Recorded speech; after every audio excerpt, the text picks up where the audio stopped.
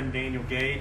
If you just watched our live video here with the Patriots meeting, you saw and you heard probably Daniel for the first time.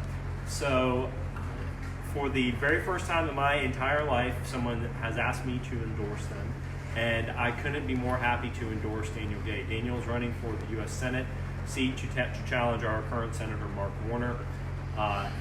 In all of my time of voting for politicians and getting to know politicians, I've never been more excited than you. I've spent time with Daniel. One thing that we have in common is we both love my airplane. I do love your airplane. It's a really cool airplane. Daniel is a hobby enthusiast just like I am.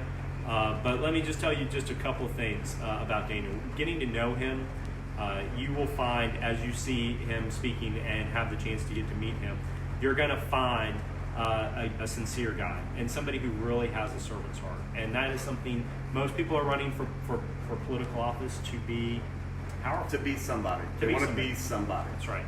That's right.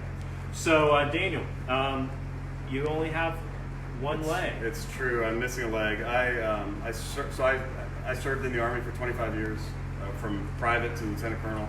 And during my service, I served in Iraq for 5.5 months and was wounded twice. The second time was very serious by a roadside bomb.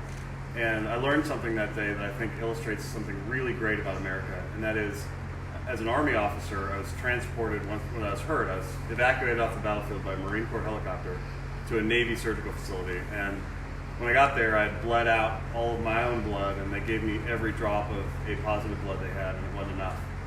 And so they went to the mess hall and they said, attention, attention, if you have A positive blood, we need your help. And 25 sailors and Marines came over and donated their fresh, hot blood into IV bags and then IV bags into my body, and it saved my life. And what's great about that story, Tim, is that not one person said, well, is he gay? You know, is he straight? Is he black? Is he white? Is he Mexican? Is he Army, Marines? Nobody cares about that. What about Democrats? Or Democrats, right? Nobody cares. Nobody says, is he a Republican? Is he a Democrat? Because as Americans, when we have hard problems, we can solve hard problems together.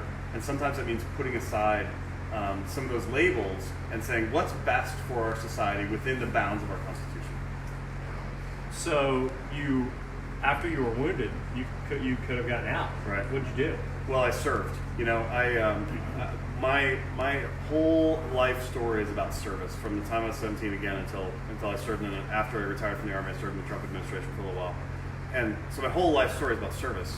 And so they gave me an opportunity to get out. I could have medically retired from the Army, gone and done something else. And I said, no, I'm not done serving. So I stayed in the Army, I kept serving, and I'm still serving. I view this run really as an extension of my decades of public service. Because really, you know, we need, when we're hiring a senator or hiring a representative, we're not hiring like some kind of higher life form.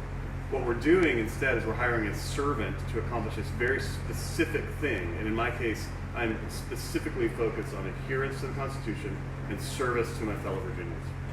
So when you wrote a check payable with your life, right? Yeah, you gave your leg. That's right. And I wonder, you know, did that change you? Well, my brother says maybe funnier. Right. So I crack a lot of jokes about it. But you know, I don't think it did change me all that much. But it does illustrate for people, I think, as people look at me. You know, I use crutches because I'm a hip level amputee, and prosthetics don't really work that well. So people see me, and it's obvious I'm an amputee. You know, and they think to themselves, "Wow, what happened to that guy?"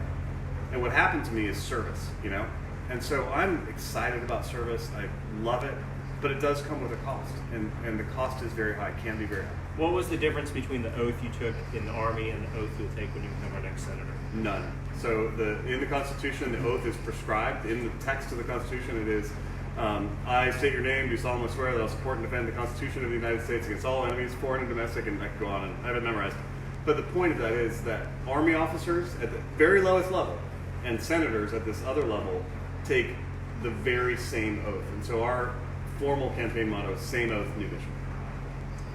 I can't imagine a guy that's willing to give their life, gave their leg, taking the same oath, and now being our senator. It's amazing, just an amazing thing to wrap my head around. A couple people here are going to want to know a couple things about your Second Amendment side. I mean, a lot of people watch these for Second Amendments. Yeah. Let me throw a few things at you. there's a question about constitutional carry. Yeah. Are you for or against letting us being able to have concealed carry permits that would be constitutionally across the United States? Yeah, I'm for constitutional carry, and I'm for repeal of the $200 tax on suppressors. I mean, there's a bunch of things that we need to do to really recognize people's Second Amendment rights. Now, those of us who do exercise our Second Amendment rights, I conceal carry sometimes and not right now, but those of us who do exercise our Second Amendment rights have responsibilities too. We should be securing our firearms. We should be making sure they stay out of the hands of people who don't mentally have the capacity to handle them, children and so forth. And we need to be training others how to use them so that people aren't scared of guns. Because what's happening in America right now is there's so many people who are like, oh, a black gun, it's scary. And they are scary if they're operated by people with ill intent. And so we can do better as gun owners to help other people make good choices. Great. Well, guys, let me tell you, Daniel Gade, you're going to see more of him. I'm going to give you a little teaser about this. Monday, he's going to be in Virginia Beach at our Virginia Beach Second Amendment meeting. And we're going to let you meet him if you're in Hampton Roads around 4 o'clock in that time period. I'm going to give you more details about that as we're working that out. But he'll be in Virginia Beach with us for you to meet him. You need to collect signatures to get on the ballot, right? Yeah, so Hampton Roads, I'm going to want you mark off your calendar Monday at 4 o'clock. I'll tell you where to be. It's going to be close to the courthouse. You're going to be down there anyway, and we're going to give this guy the signatures to get him on the ballot. This is the guy that's going to be our next senator, and you're going to get to meet him, and you're going to fall in love with him. I promise you. We'll see you next time, Facebook. Thank you, everybody.